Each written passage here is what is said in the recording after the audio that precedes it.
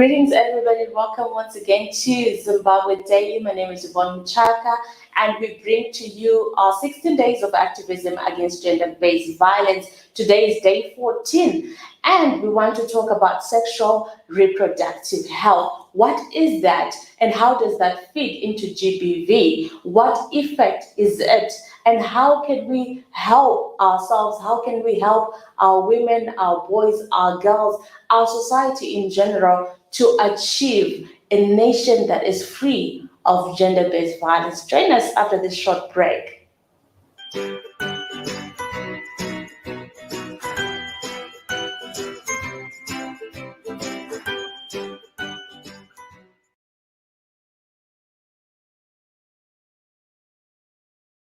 All right, everybody, welcome back once again. This is day 14 of the 16 days of activism against gender-based violence. And in the studio, I've invited a very special guest who is going to unpack this subject for us. I'll allow her to introduce herself. Welcome, Margret. Okay, thank you very much, Yvonne, for having me. My name is Margret Chogugudza. I'm a women's rights activist, and I work with an organization called Rural Young Women Support Network. Right. Yes. What do you do there at the Rural Young Women Network? Okay, personally, I'm the founder and director of Rural Young Women Support Network. And basically, we work with young women from the ages of 15 to 35 in rural communities, where we're trying to empower them, we're trying to support them by various trainings, by various education programs that we do with them. And also we try to make sure that we create platforms for engagement between these young women and various stakeholders, so that they can also speak on the issues that are affecting them within their communities. Because we realize that young women, usually they do not attend and participate during the decision and policy-making processes because of the roles that they play within families. For example, you can be a daughter-in-law, a murora, and you're supposed to do all the housework. You are supposed to take the children to school, you take the children back, you do this and that, you fetch water and that, so you not have time to attend and participate during community meetings and other decision-making processes. So we create platforms so that they can engage with their councillors, with their members of parliament, and other stakeholders, so that they can also speak on the issues that are affecting them as communities. Right. It's actually quite an interesting constituent that you're dealing with the rural women, right? We want to talk about sexual and reproductive health rights. Do they know what those are, and are they actually enjoying those rights in those communities that you deal with? Okay, so if it's on the issues of sexual and reproductive health rights, especially in rural communities, most young people, be it young girls and young women, even older women, they are very ignorant about these sexual and reproductive health rights, because they are not familiar with these issues. Like, for example, they lack access to information regarding these rights. So there's also a great need for them to be educated, to be informed about their sexual and reproductive health rights.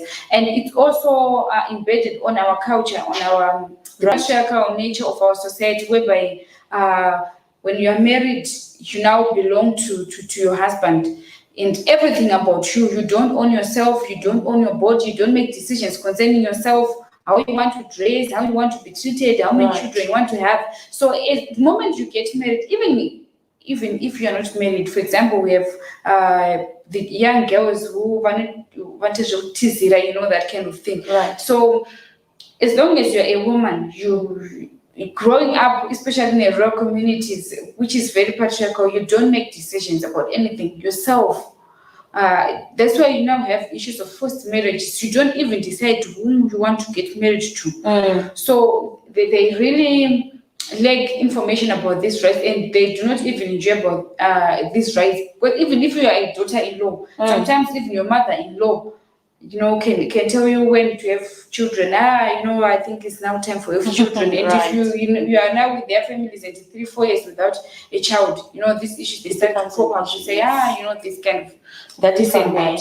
So I think young women, especially in rural communities, they lack knowledge on sexual and reproductive health rights, and they do not enjoy these rights. Right, but what about other issues that so many women's organizations in Africa, particularly, has been advocating for.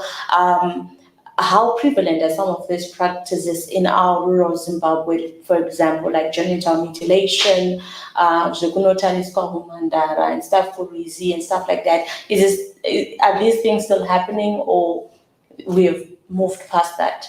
Oh, I think from where I come from, I come from Chikomba, Mashinal East Province. I think if those issues are still happening, it's within the apostolic faith churches. Right. Apostol. I think these are some of they still have that culture of looking at girls and so forth and so forth. Yes, they can take them to the rivers and so forth during their big church meetings and so forth. But when it comes to families, really within the families, I think people have moved from that phase of, because the role of tetes is being eroded, because I think that used to be done by the tetes and queers and so forth. Yes. So that role is being eroded. You see now. It's now mother to daughter, and even if it's there, it's now mother to daughter. Because usually you see these young girls, they don't have those people who can talk to them, who can educate them, who can, that kind of thing. It's no longer that intact in our communities. I think for the apostolic faith sects, they're the ones that are still doing that. Okay, so in line with the 16 days of activism against gender-based violence, Margret, I want you to contextualize how does sexual reproductive health and GBV interlink? How do they meet? Okay, so I think for SRHR, it's about physical, emotional, and psychological stability regarding your sexuality and your reproduction. Right. So I think there's a great link between SRHR and gender-based violence, because I'm looking at a context of a young girl, maybe she's 16, she's raped, and she get pregnant and she give birth and so forth and all those things. So you see the link between sexual and reproductive health rights and gender-based violence, because already you have violated the right of when to get pregnant, right, with who, right, and how many kids to have, that kind of thing. So already if someone is raped, that means there is a violation, a direct violation of their sexual and reproductive health rights. Right. So even within families, if when you talk of marital rape, you talk of that force to say the husband to say, and I want a kid, and I want to have 10 kids. I want to have a baby this year, you are supposed to use this contraceptive, Right. So there's a direct link between gender-based violence and sexual and reproductive health. Because you're saying as a woman, I should have a right over my body to decide how many kids I'm going to have. If we're going to have that discussion with my husband, it should be a discussion. And also you should consider that I'll be the one who will be carrying these babies for 9 months. And I'm going to give birth and I'm going to be breastfeeding and to take care of that baby. Most probably, I also have my dreams. I also want to go to school. I want also to do this and that. Right. So you can't just decide for me when and how many kids to have, because I also have other things that I want to do with my life. I can't be always giving birth time and time over and over again. So I think there's a direct link between gender-based violence and sexual and reproductive health rights. And you realize that most people who have their sexual and reproductive health rights violated, they suffer more in gender-based violence, be it even physical. Because the moment you say to your husband, I'm not going to have a baby this year, that can result in physical violence, and that can result in harsh words being said to you time and time again. So what are you doing here? This and that. Emotionally you are disturbed. So there's a direct link between SRHR and GBV. All right, great. So that was the context in which we're coming into you today as we commemorate 16 days of activism against gender-based violence. Join us after this short break.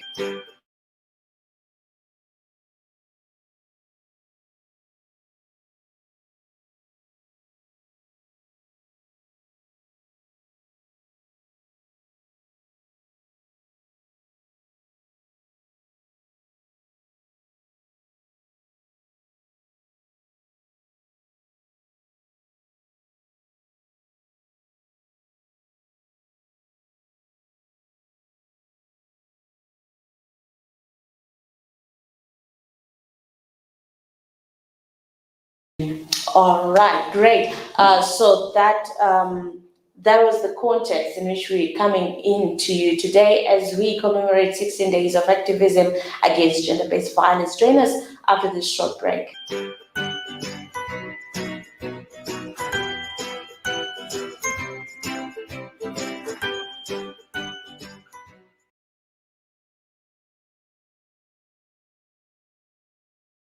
All right, welcome back once again. This is day 14 of the 16 days of activism against gender-based violence. In the studio, we've got Margret Chogugudza. She's a women's rights activist, and we're talking about gender-based violence and the sexual reproductive health rights. Right, so we were just contextualizing SRHR issues and GBV. Now I want to move into the second phase as we look at the legislation around, does it support all these rights that you're talking about, the sexual and reproductive health, are they enshrined some way? How do I know that I'm protected as a woman? Okay, I think the issues of sexual and reproductive health, right, they are also enshrined even within the Constitution of Zimbabwe, the right to health, the right to make decisions concerning your body, the right to life, the right to dignity. Also, they also speak to the issues of SRHR, because you're saying as an individual, I've got a right to dignity. Right. I have the right to be respected. Right. I have the right to access health facilities. I have the right to life. So you can't rape and kill me because I have also a right to life. Right. And you also look at, there are also issues that has to do with the Domestic Violence Act. They will come in, speaking of the issues of rape, of domestic violence, per se, even within the homes and so forth. And we also talk of these other laws that speak of against child marriages. Now we say a girl can only be married at the age of 18. So if you force a child into marriage if she's less than 18, then it's a violation to that right. And you can be arrested. You can even go to jail for so many years for forcing a girl who's under the age of 18 to be married. But there's also other debates on the issues of the age of consent, because they now say at 16 a child can consent to have sex. But at the same time, you can get married at the age of 18. So if I get sex at the age of 18 and I feel pregnant, at the age of 16, where am I going to be these 2 years for me to now say I'm now moving out of my parents to go to the boys' family because I'm now pregnant? So even we look at our culture to say someone get pregnant and they'll say go and stay with the family of that boy that impregnated you. So there are also other issues that need to be tackled, especially the issues of the age of consent and the issues of the marriage, the 18 years of a person getting married at the age of 18. Right. And also now there are also other issues that are being debated, the issues of is it possible to give a 12-year-old child contraceptives and so forth and so forth. So I think there are a lot that still needs to be done in terms of the legislature. Now, what is the thinking? What is the thinking? I know that it's also some women's organizations and stuff like that who are calling for that access to contraceptives for children as young as 12. And we're saying that when you're 12, you're a baby, literally. And now, takuchinjana kumama periods, mother and daughter at 12 years. I mean, where does that come into the whole SRHR argument? Okay, I think the issue is coming in from the view that young girls, they're engaging in sexual activities at a very, very early age. By the age of 12, you can see a young girl being pregnant, and you're like, I mean, how? So you see there's a rise in terms of young girls who are dropping out of school due to pregnancy, even from primary to secondary level. So that's when people are now saying they need to access contraceptives at an early ages, as early as 12.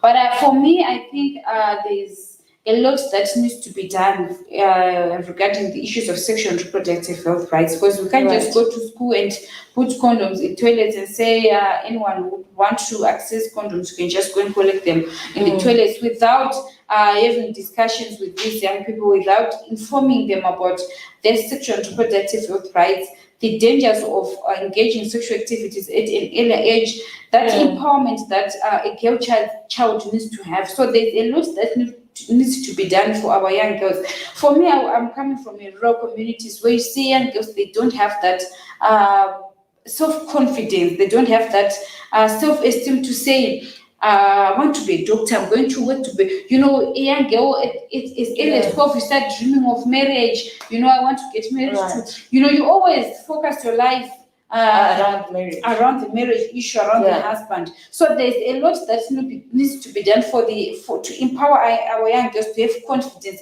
to have self-esteem, to dream big, to really decide who am I, where do I want to go, who do I want to be, so that they don't focus really on the issue of marriage, because this is, it's about dependence. You think I've got a boyfriend who will buy me my Masepe, who buy me my pets, who do this and that for me.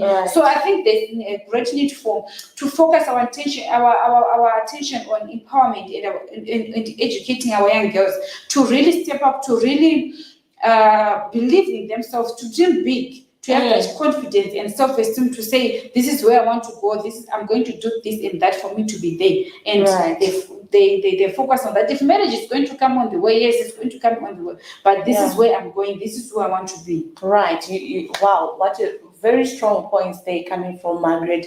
We need to raise an awakened young girl in the rural community, even in the urban, ghettos and stuff like that. We need to start building that esteem, that confidence young girl who is able to say, I want to be this, and not to center their lives around a marriage. Right. We want to also talk about the aspect of the state of the economy, the state that our nation is in. Is that aiding, or is just even reducing the efforts that have been made in terms of SRHR issues? How is the environment contributing to, I think, a step backwards, against SRHR issues? Okay, personally, I think when you look at the Zimbabwe economy, we were talking of this high rate of unemployment, people that are living in poverty, people are not able to access health facilities. Right. I know our economy is in a very poor condition. So I think that is also aiding to young girls and women not being able to enjoy their sexual and reproductive health rights. Because, for example, we now seeing young girls, because their families, they are no longer able to support them, to provide them what they need. They now engage in unprotected sexual behavior. Right. You see a young girl at the age of 18, at the age of 14, they are at the nightclubs there, they are trying to lure men so that they can get money to have their hair done, they can get money to buy my pets and so forth and so forth. Right. So our economy is also contributing to the failure of or not necessarily the failure, but to say is taking us back in as far as the efforts that are being made in ensuring that young girls, they enjoy their sexual and reproductive health rights. And you also look at the fact of how the economy is affecting our social fabric as a society. Right. Because, for example, I'm a single mother and I've got a 13-year-old daughter and other small siblings, but I have to go and work in South Africa so that they can go to school, they can have something to eat. Right. And probably I can leave my children alone at home. I can be sending food and rent so that they can go to school.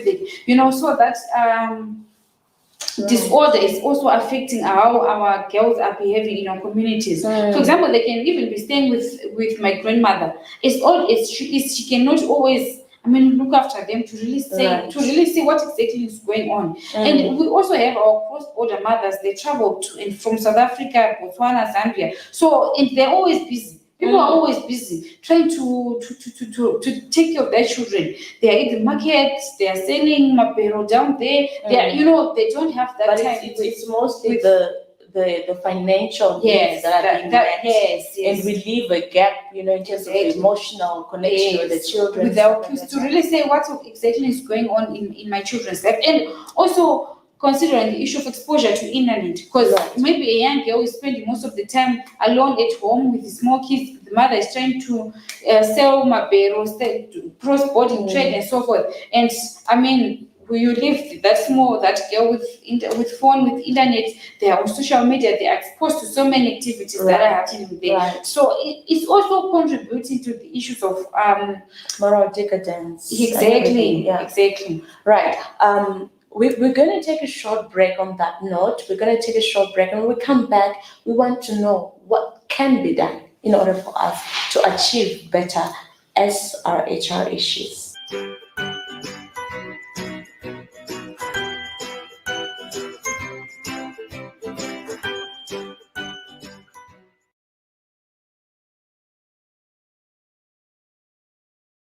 All right, welcome back once again to our last segment right here on Zim Daily. We are talking about sexual and reproductive health related issues and GBV. This is our 16 days of activism against gender-based violence, and we are on day 14. So, Margret, having identified all of the challenges that society is facing today, what needs to be done?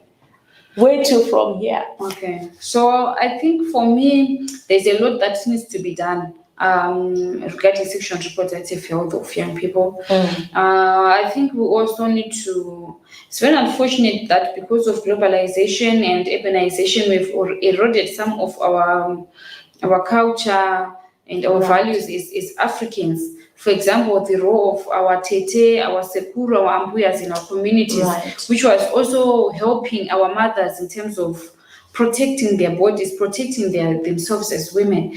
Now we have kids who access information via social media, via televisions, they are peer-to-peer, in schools and so forth. So I think there's a lot that needs to be done, and our focus should be only on our young girls. We need to work at community levels, starting from the family. Our mothers, our fathers, they need to be educated that this is the world that we're now living. This is what your children are exposed to. This is what your children are doing. So how do we work together as family, at family level, mother, father? How do we ensure that we have time for discussions with our young girls, our young boys, so that we can understand what exactly is going on in their lives? We can understand how we can also help them in terms of protecting themselves from unwanted pregnancies, from STIs, and so forth and so forth. So we also need to work at community levels, our community leaders, our church leaders, because we can go to church and we preach the gospel of abstinence, but is it exactly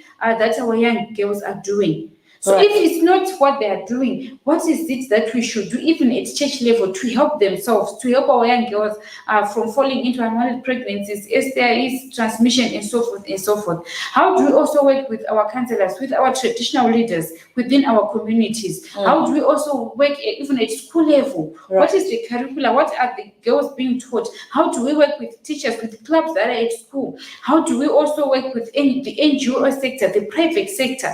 How do we also work with health institutions within our communities? Do we have youth-friendly facilities where young girls and boys can also access, if they're engaging in sexual activities, can they access contraceptives friendly, so that they're not judged, and the rumors are not spread in community to say the daughter of Miss and so is coming to clinic to access pills and so forth and so forth. So there's a lot that is a holistic approach. We need to work with everyone from every area, from every facet, to make sure that the young girls and boys, they are protected. We need to have one message, one voice. That we give, because I cannot come and say, you can access condoms, and the other one is talking of abstinence, the other one is talking of this and that. We need to have one voice, and we need to have approaches that will work within the communities that we are coming from, that will work within that are age related, to say from ages of 12 to 14, from ages of 14 to 16, from 16 to 18. If they are now above 18, how are we working with them? How are we empowering them? How are we protecting them from all these results of unmet sexual and reproductive health rights? Right. I mean, you raise really, really fundamental issues: the role of the mother, the role of the father, the role of the community leaders, the role of the NGO sector. We all have a role. And I think that is a very strong clarion call that we make to society to say we all have a responsibility. Gender-based violence is real, and I think the biggest challenge that I've faced with the people that I've spoken to is that when they are abused, even as young people, they can even grow up, without having told their parents, their parents not knowing my child was abused. You see, I mean, how do we deal with that? Is it an issue that we don't have time, or is it an issue that we are not, making that effort to really sit down with our kids and have that one-on-one engagement? How does a parent speak to a child about abuse? Okay, I think it has to do with our lack of involvement in our children's life, and which is also linked to our culture, our African culture. To say, Baba Vajairiki, the way we raise our kids, to say, usually, especially our mothers, they were very tough on us. Like, a very small mistake, you can be beaten. Like, you don't have that good relationship with your kids. You are there and they are there. Right. Some children, they are even afraid to ask for even small things to their parents. Because one of them, that kind of thing. So at the end of the day, our children will not, feel free to speak to us, to have that discussion with us. And also the issues of fear or failure, that kind of, you should be telling your kids every day that this is who I want you to be. You are going to get married, you are going to have a wedding, so every day you're telling. So the moment that kids, like, maybe she fell pregnant, or so some they can commit suicide. I've got a cousin of mine who commits suicide with that feeling, I failed my parents, because we have already set standards for them. This is where you are going, this is who I want you to be. So the moment the child fails, she'll be like, I failed my parents, so what can I do? And they start, some they can commit suicide, some they can have unsafe abortions, and so forth and so forth. So there is a need for us to have that, in as much as we are parents, we need to be also friendly with our children, to have that friend-to-friend relationship where we discuss, where we take our children out, maybe even in rural communities, to a dam, buy them next, we sit with them, we talk in a very friendly manner, so that even if they don't speak out, like to really say to you the direct issues that are happening, you can pick, because they will be very free to say anything. So you can even pick from what they'll be saying, to say, maybe my child is now engaging in sexual activities, and so there's that need for parents to have that, openness, to have open discussion, take them for pizza, for chicken, let them be very friendly to speak. Even from an earlier age, they should be able to speak to you. Take them to say, if you are abused, if someone touches you, this private, this and that happens to you, run to me, tell me, I'm your mother. So that if it happens to them, they can feel free to come and speak to you. Right, without being judgmental and all of that. Now, how can we better get this message to the communities? Because I think, like we've mentioned in the previous session, that we do have the legislation that governs our sexual and reproductive health areas. We do have the victim-friendly corner at the police. We do have, I think, organizations have tried to advocate for those youth-friendly centers at medical facilities. All of these things, they're somehow in place. And I say somehow because, again, like we said, the way our nation is structured at the moment is such that most of the gains that we've made in previous years are suddenly, we are sort of moving backwards. But all the same, let's just say, assuming all these facilities are there, what can be done in order to channel our young people, to channel our parents to these spaces so that they begin to occupy them? I think civil society has done a phenomenal job. But how do we then hammer this message to the people so that they begin to put it into action? Okay, for me, I think one of the challenges that we do as civil society organizations is we Like for me, I work with young women, right? Really. So I think there's a need for us to have a holistic approach where we work with communities at large, not specifically to say we're focusing on young women, we're focusing on young people, we're focusing on women. You know, there's a need to have a holistic approach where we engage the community as a whole. Yes, we can have subgroups where we educate our young girls, our young boys, we invite the parents, then we can put them together in one room. We can have this discussion to say this exactly is happening. We have examples from their communities to say a young girl at the age of 12, she was sexually violated, she dropped out of school because of pregnancy. The examples that are within their community say this is the reality that we cannot run away from as a community. So how do we make sure that we reduce such kind of issues? So what do you think as communities? So they give you their views. You say it's nation at large, this is what the government is doing, this is what civil society organizations are doing. So how do we make sure that if young people are going to access these services, they're not being judged and so forth? We make sure that we create a very friendly platform for them so that they can also speak out their issues. They can also access the sexual and reproductive health facilities, the information that they're supposed to get, so that even if they come with information centers, they are taught of their sexual and reproductive health rights. Without shying out, without, that kind of thing, they should be, they should just flow normal.